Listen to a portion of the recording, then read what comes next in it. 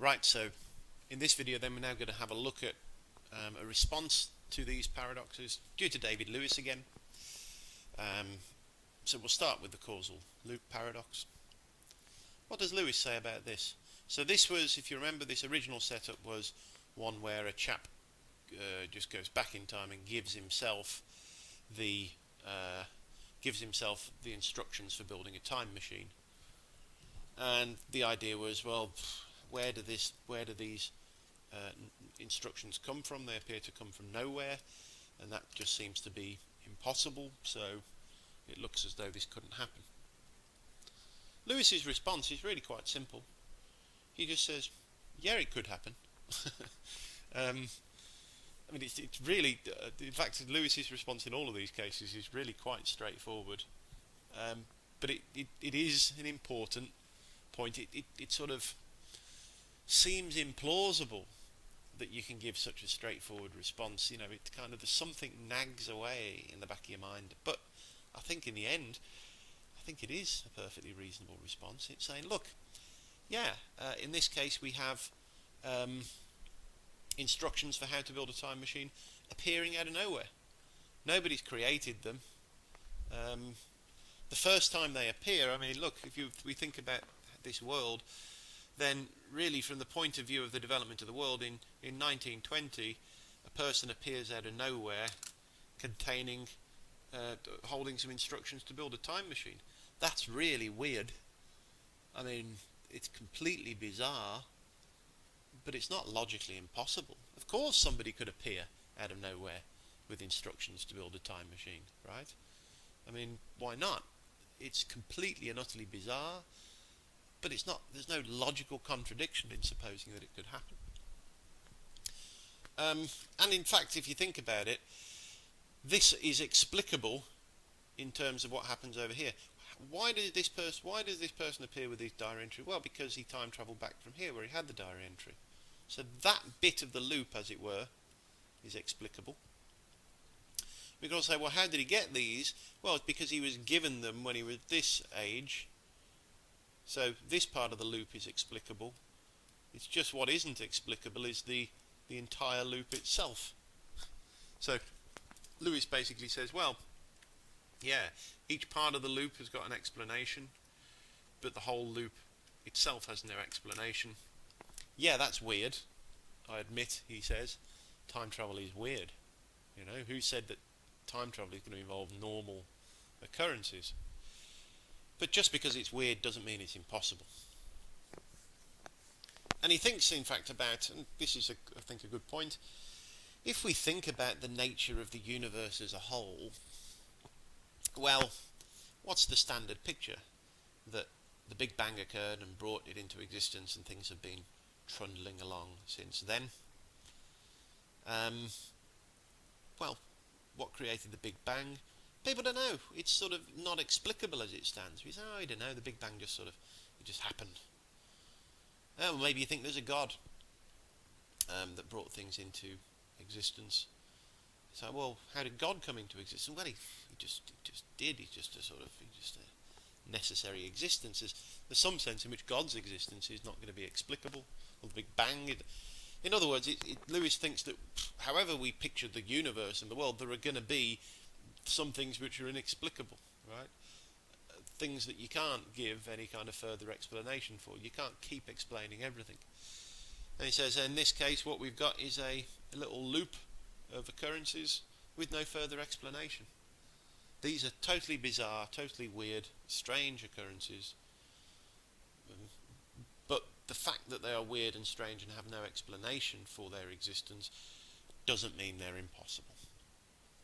And we can give a further kind of explanation of why Lewis thinks this in terms of his picture of the universe, in terms of, so I'm not going to go into great detail about this, maybe we can talk about it in the seminar, but he holds this view called unrestricted mereological composition, which I've mentioned in previous seminars, and that's just the idea that the universe is just an arrangement of particles filled space-time.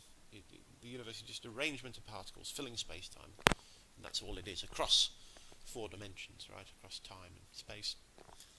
And the point is, well, you can build this world out of parts. You can rearrange matter so that there is a person appearing in 1920 with a book and giving it to the person, and well, the whole story.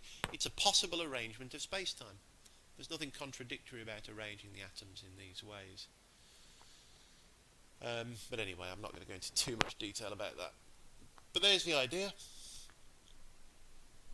It's just weird, but not impossible. And we're going to see that theme is going to play a part in all of these. So you might say, okay, well, all right, that's one thing to say. But now let's go back to this example with the diary entry. We had this question about how many entries were in the diary, and it looked like we couldn't actually give an answer to that. If we said the diary was empty, that there were no entries, then we'd have to say there are 2. But then if there are 2, there are 4, and if there are 4, there are 6, and so on. There's no stable number you can give. Again, Lewis's response to this is relatively simple. He says, well, if you imagine that there are no entries in the book, so let's imagine the situation where there's old Peter and there are no entries in the book, it's empty.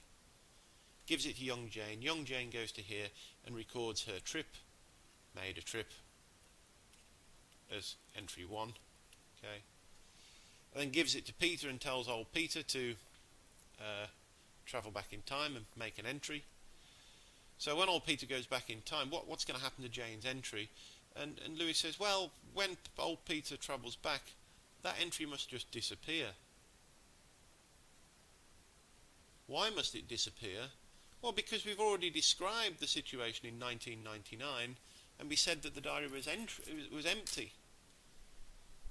So given that the diary is empty, we can't then go back and say there's only one past, right? So goes the thought. This is 1999. This is the past. So if we suppose that the diary is empty, then if young Jane fills it in and gives it to Peter who travels back, then it must just disappear, right? Nothing contradictory about that. It's weird again if Jane's written her entry in the diary there in 2019. It's weird that it disappears, but it must disappear because we've described 1999, and in 1999 we described it as being empty. Likewise, if we want, we can suppose that there's already 2 entries in the diary, one from Jane and one from Peter, in which case when young Jane goes forward, she must add a 3rd entry to it, and when old Peter travels back, well, then that 3rd entry must disappear, just leaving the 2, because, well, we've just said we're supposing that there's 2 entries in 1999. That there's only one 1999, there's not 2 versions of 1999. So if we suppose there are 2 entries in the diary, that's how many entries there are, and any further entries that Jane might try to make must disappear. That's it. That's the answer, says Lewis. And this is the general thought that, we're here thinking about old Peter going back, Jane going forward, but to emphasise again, there's not more than one trip being made. This is the entire story, right? Here's Jane in this place and this place. Here's old Peter in this place and this place. And it's not like anything travels around this loop more than once. That's it. We've described it. So however we describe this diary, whether it be empty or with 1 entry, 2 entries, however many entries, that's how many it's got. And nothing Jane can do in 2019 can make it the case that there are actually more entries in 1999 than there in fact are in 1999. And that's the story. Okay. So quite simple. Nothing more to say than that. Okay. Okay, but what about the grandfather paradox? What do we say about this one? Okay, well, we had the idea that Tim can kill grandfather and Tim can't kill grandfather, and that is a straightforward contradiction. So we've got to address that. Lewis picks up on the 2 uses of the word can. He says, well, can is used in 2 different ways in these 2. So it's not really a contradiction, but it's like saying John is at the bank and John is not at the bank. Well, that's a contradiction, but in the first sentence, by bank you mean the place where you put your money in, and in the second sentence you mean the riverbank. So if you say John is at the bank and it's not the case that John is in the bank, those can of course both be true. John is at the place where you put the money in, but he's not at the riverbank. And there's no contradiction. It's just you've just switched the meaning of bank in the two sentences. And Lewis wants to say that there's something similar going on here. When you say Tim can kill grandfather, it's basically like saying, well, he's got the ability to do so. Generally speaking, he's got the requisite abilities and skills that we would normally think were sufficient to say that somebody can do something. But when we say Tim can't kill grandfather, we're thinking in a broader situation about the future as well. So, not just Tim's general abilities, but also what actually happens. And the fact of the matter is, when we look about what actually happens, well, look, grandfather dies in 1880. So given that grandfather dies in 1880, Tim can't kill grandfather because he doesn't. Basically, he can't kill grandfather in 1850 because he doesn't kill grandfather in 1850. That's part of the story. Look, here is the story, and in the story, grandfather dies in 1880. Given that, it can't be that Tim kills him in 1850 because, well, he doesn't die until 30 years after. So, by way of kind of explaining this can thing a bit more, think about this. If you ask me, can you speak Finnish? Example that you use loosely. One sentence which I say, well, I can speak Finnish. I mean, I've never learned it, but I've got the ability to do so. So there's a sense in which I can. I mean, I can't jump over the Eiffel Tower unaided, but I can speak Finnish. I mean, I've got a brain that enables me to learn language. I've got vocal cords that enables me to form the Finnish words, and so there's a sense in which I can speak Finnish.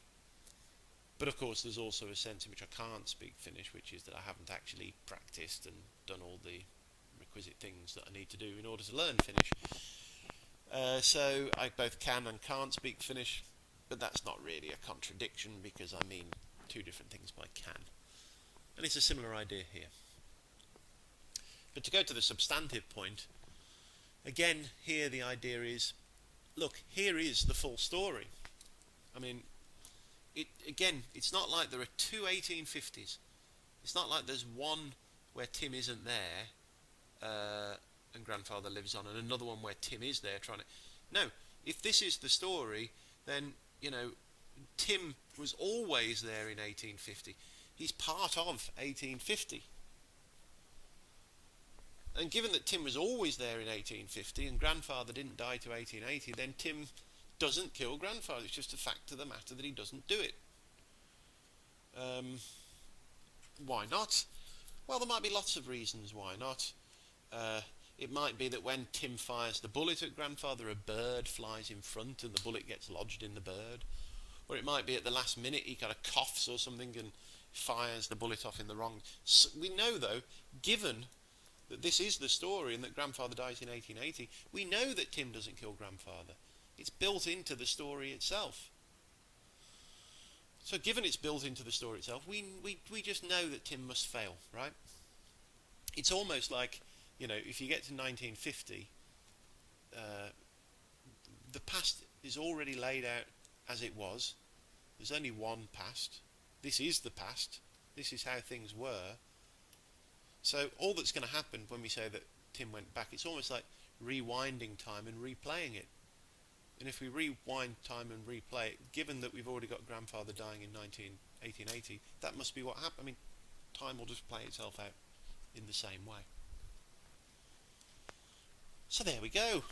That's it. So again, we've got no contradiction here. In this case, so the causal loop paradox is just, yep, those could happen. They're weird but not impossible. In the grandfather paradox, it's like, well, really we want to say this is just the way the world is. Tim didn't kill grandfather in this particular world, so Tim can't kill him in that sense. But there's a sense in which he can, which means he's got the general abilities that we would normally therefore say that somebody can do something. But two different senses of can. Yeah, so there we go. I just want to extend the grandfather story a bit more because there are some people who have responded to this, and there's a paper, I think it's called Bananas Enough for Time Travel, and we're supposed to imagine that we've got the same kind of a setup, except that in this setup, it's not just Tim who goes. Tim really hates his grandfather, and he gets together like an army of. So I'll just draw these. An army of soldiers. So we might have 1,000 different people, or even 10,000 people, and he sends all of them back in time to try and kill grandfather. Right, an army of assassins. So here's another one with a gun. Here's another one. And they're all there in the past trying to shoot grandfather. Right? Or trying to kill him in some way or other. Here's another one with a knife. Right? And we say, well, what happens in this? So surely one of them can succeed. But again, we have to make the same response. We have to say, well, no. Look, even if there is this army of time-travelling murderers going back in time to try and kill grandfather, again, look, the story is that he dies in 1880, so none of them succeed. So what do we have to say? Well, we'd have to say, well, perhaps when one of them tries to stab him, he slips up on a banana peel. Another one tries to shoot him, the bird flies past and the bullet lodges in it. A third one comes at him with an axe, but then a low-flying aircraft comes down and bashes into him. Every time, basically, one tries to kill grandfather, something is going to happen to prevent it. Something happens to stop the person from killing grandfather. And the question is, well, why does that happen? And the simple answer is, well, because that's what did happen. Again, look, grandfather died in 1880. That's the story.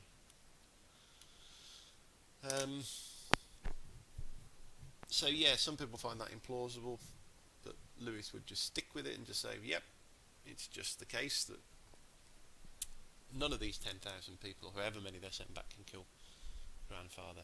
And in general, the idea is you can't change the past. Even if you can time travel, it doesn't mean that you can go into the past and change it, because if you time travel into the past, well, then you always were there in the past. It's not like there's a past without you in it, and then there's a second past with you in it.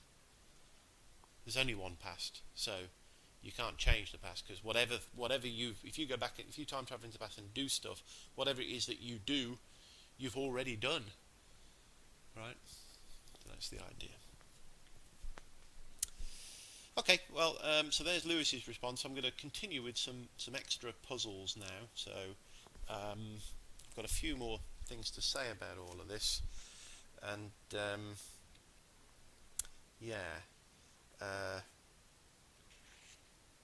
there's some extra material in the book about this. Have a look at that. So it's in section. I'm just looking at the book now. Section 9.4.